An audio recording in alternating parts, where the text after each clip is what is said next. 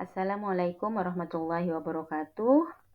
Saya Mumut Mutmainah, calon guru penggerak angkatan 11 dari Kabupaten Bekasi. Dalam video kali ini saya akan memaparkan hasil diskusi dalam ruang kolaborasi modul 2.1 tentang pembelajaran berdiferensiasi untuk jenjang sekolah dasar.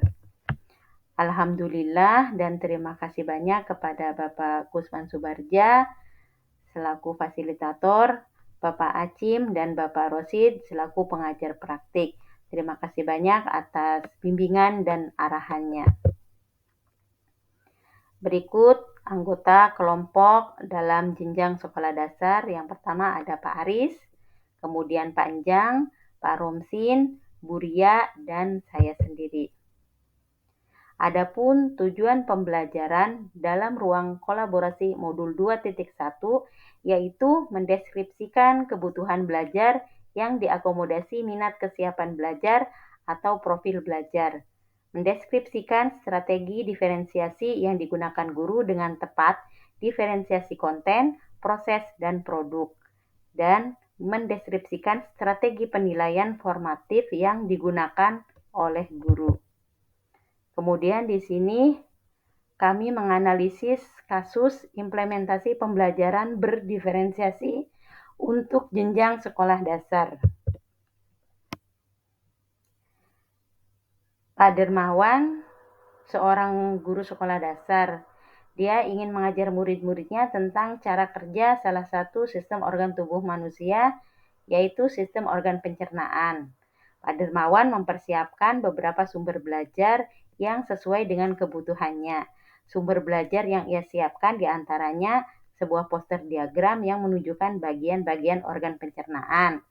Kemudian berbagai bacaan yang membahas tentang bagaimana organ pencernaan bekerja. Kemudian beberapa buku bacaan dengan tingkat kesulitan berbeda-beda.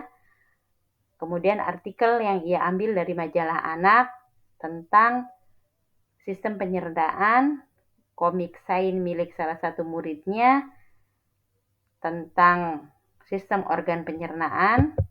Kemudian Pak Dermawan karena di kelas tidak ada komputer, dia mencoba mengunduh lewat handphone sebuah video singkat yang menjelaskan tentang bagian organ pencernaan bekerja. Rencananya video itu akan ditunjukkan ke muridnya jika ada murid yang membutuhkan bantuan lebih.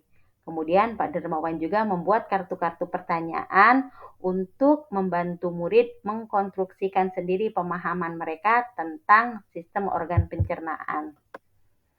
Kemudian Pak Dermawan juga mempersiapkan daftar kegiatan lengkap dengan instruksinya. Misalnya di situ membaca buku, artikel komik, mengamati poster diagram, terus mendiskusikannya, kemudian wawancara dengan petugas UKS, kemudian menjawab kartu-kartu pertanyaan. Walaupun berbeda-beda, di situ semuanya bertujuan agar murid memahami cara kerja sistem pencernaan.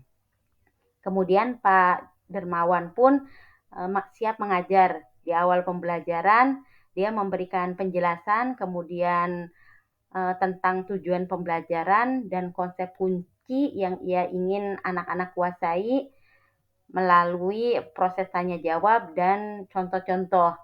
Dia juga memastikan muridnya memahami apa yang dimaksud dengan sistem pencernaan. Kemudian Pak Dermawan mengelompokkan murid berdasarkan tingkat kemampuan murid membaca. Jadi Pak Dermawan menyesuaikan teks yang dibaca tiap kelompok dengan kemampuan membaca mereka. Kemudian Pak Dermawan menjelaskan bahwa dalam 1 minggu tersebut setiap kelompok akan mendapat target untuk menyelesaikan kegiatan yang telah disiapkan oleh Pak Dermawan tersebut. Kemudian selama proses melakukan kegiatan, Pak Dermawan itu memastikan ia mengobservasi dan membantu pemahaman murid-muridnya.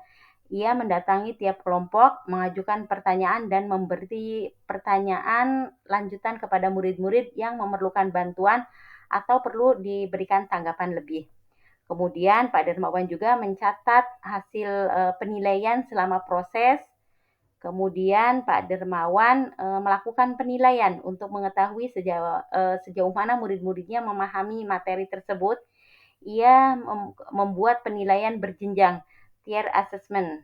Jadi untuk murid yang kemampuannya kurang, dia menugaskan untuk menjelaskan alur pencernaan dalam sebuah diagram alur sederhana yang dilengkapi penjelasan singkat. Kemudian untuk murid-murid yang kemampuannya sedang, membuat sebuah cerita narasi tentang alur pencernaan dengan kosakata yang lebih bervariasi. Kemudian untuk murid yang kemampuannya tinggi, membuat sebuah cerita kreatif dari perspektif makanan yang menarasikan alur pencernaan. Kemudian berikut pertanyaan yang dalam kasus tersebut. Pertanyaan yang pertama, kebutuhan belajar yang berusaha dipenuhi oleh guru tersebut adalah kesiapan belajar, minat belajar, dan profil belajar murid. Berikut pemaparannya. Di sini kesiapan belajar dalam cerita kasus yang dianalisis, Pak Dermawan tidak melakukan asesmen awal. Bisa saja asesmen awal telah dilakukan pada pembelajaran sebelumnya. Di sini persiapan yang dilakukan Pak Dermawan yaitu mempersiapkan beberapa sumber belajar yang menurutnya akan membantu murid-murid belajar sesuai dengan kebutuhannya. Di antaranya poster, diagram, buku bacaan, artikel, komik. Kemudian minat belajarnya, proses pembelajaran disesuaikan dengan minat dan bakat murid yang berbeda-beda.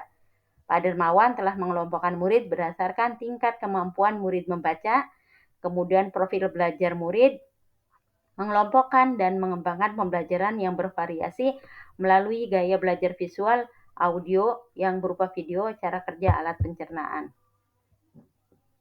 Kemudian pertanyaan yang kedua, bagaimana cara guru tersebut menentukan cara belajar murid? Yang pertama, mengelompokkan siswa berdasarkan kemampuan membaca. Kedua, mengobservasi, pemantauan, dan berkomunikasi dengan siswa. Yang ketiga, mencatat penilaian selama proses observasi. Pertanyaan yang ketiga, strategi pembelajaran berdiferensiasi apa yang digunakan?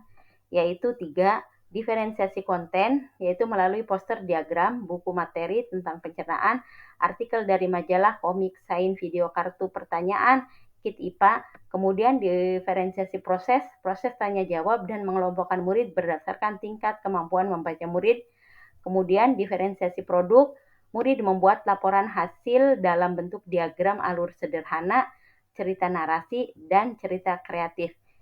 Diferensiasi produk di sini siswa menghasilkan sesuai dengan tingkat kemampuannya. Kemudian pertanyaan nomor 4, bagaimana guru tersebut melakukan penilaian? Jadi penilaiannya bervariasi sesuai dengan kemampuan murid.